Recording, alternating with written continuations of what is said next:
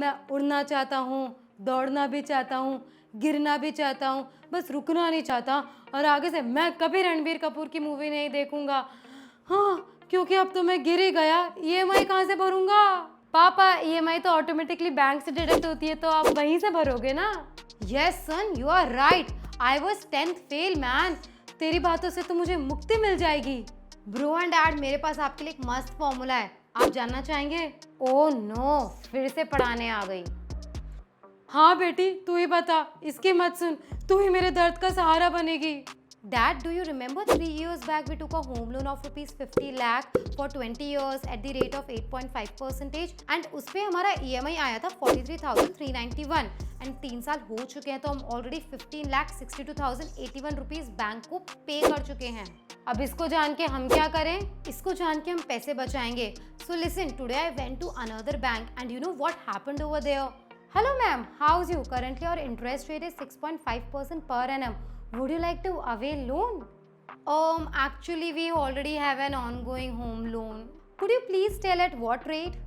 I think it's 8.5%. Okay, but do you know that you can refinance the loan and save a lot of money? What's that?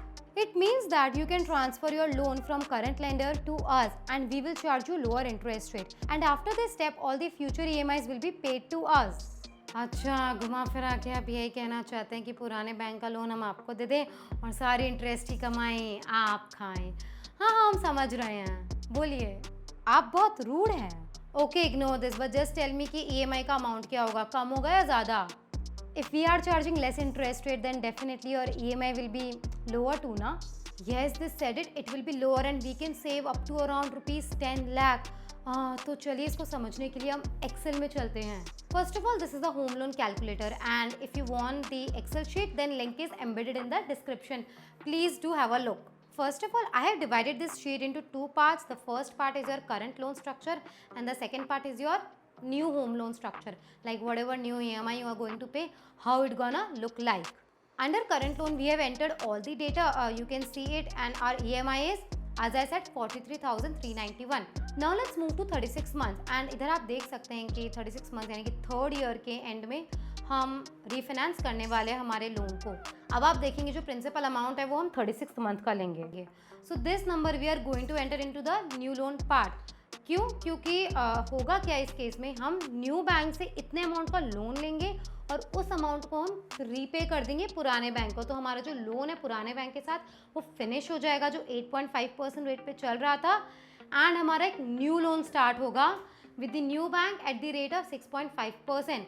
And यहाँ पे जो period होगा वो 20 years होगा या 17 years होगा। I think it will be 17 years. And why? Because we have already paid EMI for 3 years. Yes, you are right. And our new EMI is 37,914. And इस वजह से हम हर महीने कितना सेव कर रहे हैं? 5,477 रुपीज। इसका मतलब ये है कि for next 17 years और 204 months we will save around 11 lakh rupees. Wow! ये पॉसिबल था कि हम इतना बचा पाते, बट आज मैं अपने पुराने बैंक जाके भी आई थी एंड वहाँ मैंने कुछ ऐसा सुना। देखो मैडम, आपको लोन वोन बंद करवाना है तो आपको 1% प्रोसेसिंग फीस देनी होगी। बोलिए आप देंगे क्या? तो हम कर देंगे। Unfortunately I have to pay processing fee at the rate of 1% to my old bank and it is 46,743. So my total savings will be 10 lakh around. ये भी अच्छा अमाउंट है, बुरा कहाँ है? अरे बहुत अच्छा है। बेटा, तूने तो मेरी आंखें खोल दी। बोल तुझे क्या चाहिए? जो तुझे चाहिए वो मैं तुझे दिल खोल के दूंगा। Yes dad, please buy me iPhone 13 Pro Max. किस खुशी में? Listen, मैं डैड के 10 लाख रुपए बचा रही हूँ एंड मैंने सिर्फ आईफोन मांगा है, एंड ये कहाँ से ज़्यादा एक्सपेंसिव है? पता नहीं दीदी लोगों को फिनेंस कहाँ से सिखाएगी, खुद ही आईफोन खरीद रही है। और कहाँ से खरीदोगे? Because I can afford by selling your kidney, Aditya. Let's come to the main point. Now the question is who should refinance the loan, or basically why you should go for refinancing. So let's see few points why one should opt for this option. First one is obvious. A new lender is offering an attractive rate of interest. तो कम है तो जाओ, अच्छी बात है। Second one is when you can't switch from fixed to floating rate of interest or vice versa. एक second, मैंने interest समझा, रेट भी समझा, पर ये फिक्स और फ्लोटिंग ये कहाँ से आ गए? आदित्य जी, मैं बैंक मैनेजर हूँ, मैं समझाती हूँ। अगर आप फिक्स्ड रेट पे लोन लेते हैं देन अगर रेट 8% है देन वो फिक्स है, नेक्स्ट 20 ईयर्स तक के लिए ऊपर नीचे कुछ नहीं होगा, वो फिक्स है। बट जब आप फ्लोटिंग रेट पे लेते हैं तो रेट्स फ्लोट होती रहती हैं। आप मुझे और कंफ्यूज कर रहे हैं, थोड़ा और अच्छे से समझाइए प्लीज़। समझाती हूँ। इसका मतलब ये है कि अब 20 साल में इंटरेस्ट रेट्स ऊपर नीचे तो होती ही रहेंगी, तो उसी के अनुसार चेंज होती रहती है। तो फॉर एग्जांपल अगर मैं आज आपसे 8% चार्ज कर रही हूँ according to the current market rate, then maybe next year or next to next year you will be charged 7% or 6% or sometimes it can go to 10%. So ये डिपेंड करता है कि मार्केट में करंट रेट्स क्या है, तो उसके according rates float होती रहती हैं। आई होप आपको ये कॉन्सेप्ट समझ आ गया होगा।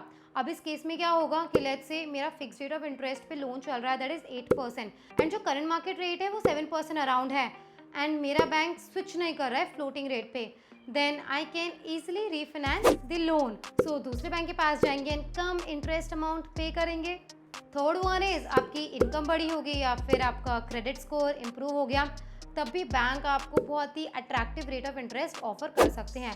सो make sure you go and ask your bank and change the interest rate और refinance the loan. Fourth one is additional loan opportunity. So let's say 10 साल पहले आपने 50 लाख रुपए के घर पे 30 लाख रुपए का लोन लिया होगा, तो लेट्स से 10 साल बाद आपने अराउंड 20 लाख रुपीज़ पे कर दी एंड 10 लाख पे करना बाकी है।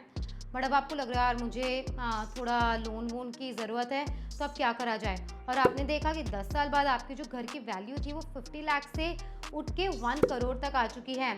एंड यू नो आप इसका फ़ायदा उठा सकते हैं, आप 1 करोड़ वर्थ ऑफ असेट्स पे और लोन भी ले सकते हैं। सो लेट्स से आपने अपने घर को गिरवी रखा, मतलब वो तो करना ही पड़ेगा, and you can take a loan around rupees 80 lakh 70 lakh. I mean bank के साथ जाके चेक कर लेना क्या क्या कैलकुलेशन करनी होगी, बट आप और लोन भी ले सकते हैं अपने घर के नाम पे। एंड लास्टली आप अपने बैंक से तंग आ चुके हैं, I mean because of poor customer service, so उस बैंक को छोड़ना ही अच्छा है।